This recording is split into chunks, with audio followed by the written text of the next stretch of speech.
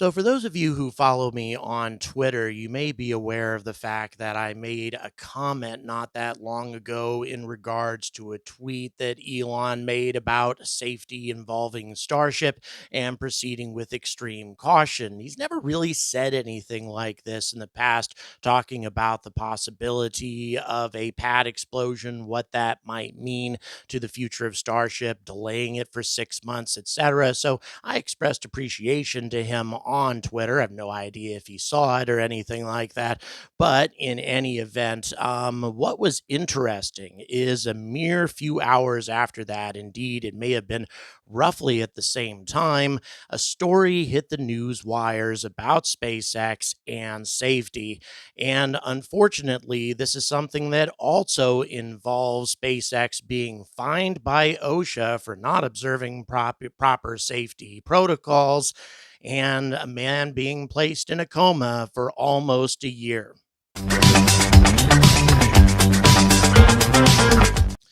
Now, in case you're wondering, number one, why I'm not wearing sunglasses, and number two, why I'm using rather this noise canceling microphone, well, it's because first of all, I'm talking about a very serious subject, and that is a man's life. But on top of that, there's a lot of potential noise. There's a dog groomer coming by apparently for my next door neighbor poodle, so there may be some noise. Just wanted to avoid that particular issue. But let's go ahead and move on.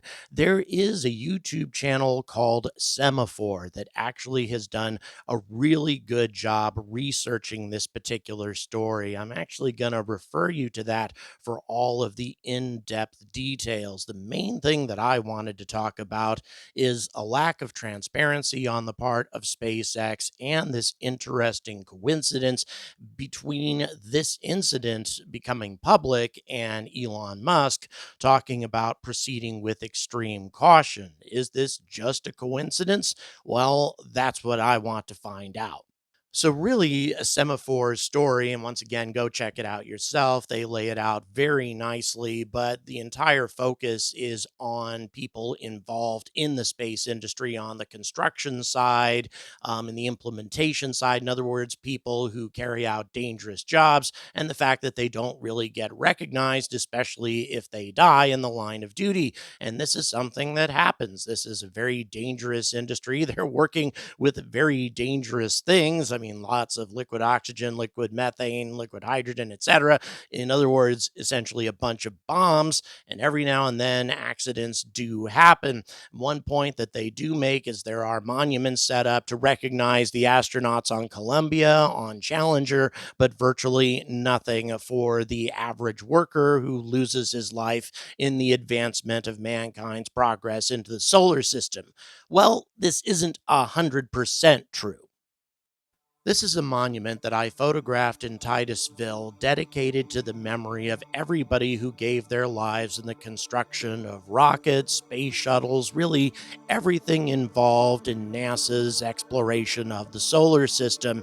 It is very well maintained, and actually, people still leave flowers here. When I observed this particular bouquet sitting at the base of the monument, I actually went out and purchased some flowers myself and also left them there because these people were colleagues of my Uncle George, who worked at the Cape for most of his professional career.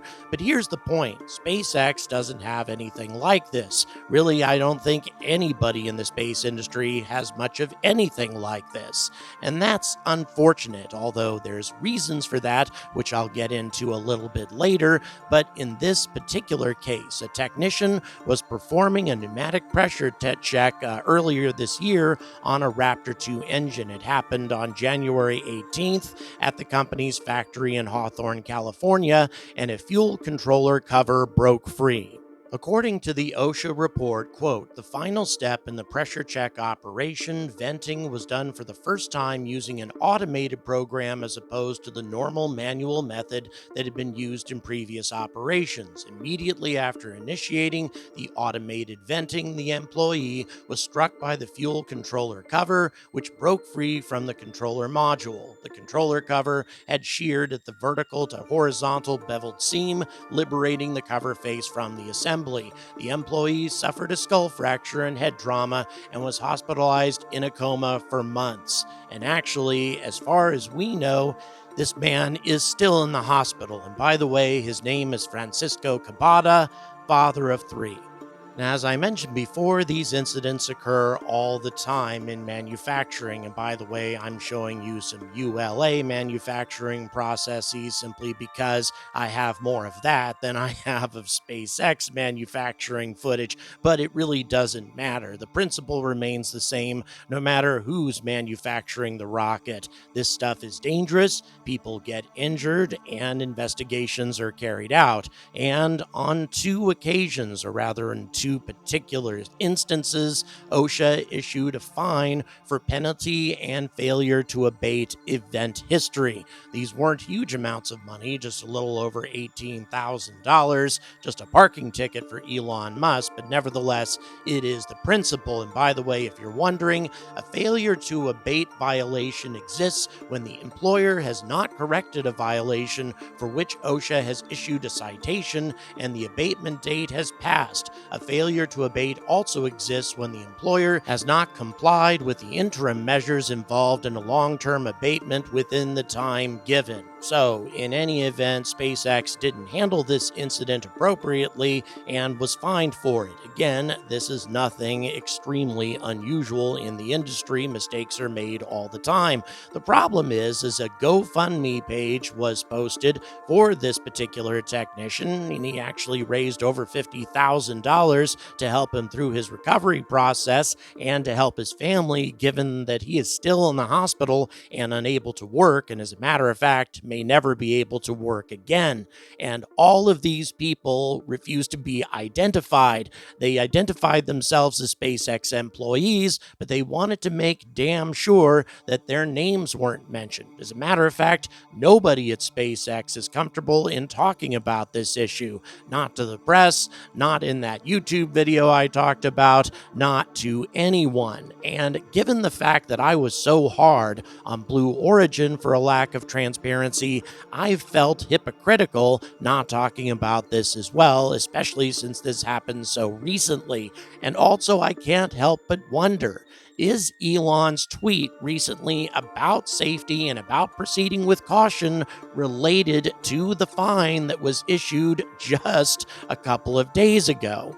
Well, even though I'd like to believe that this is indeed the case, the answer is probably not. It's probably just a coincidence, but here's why I'd like to believe that it's true.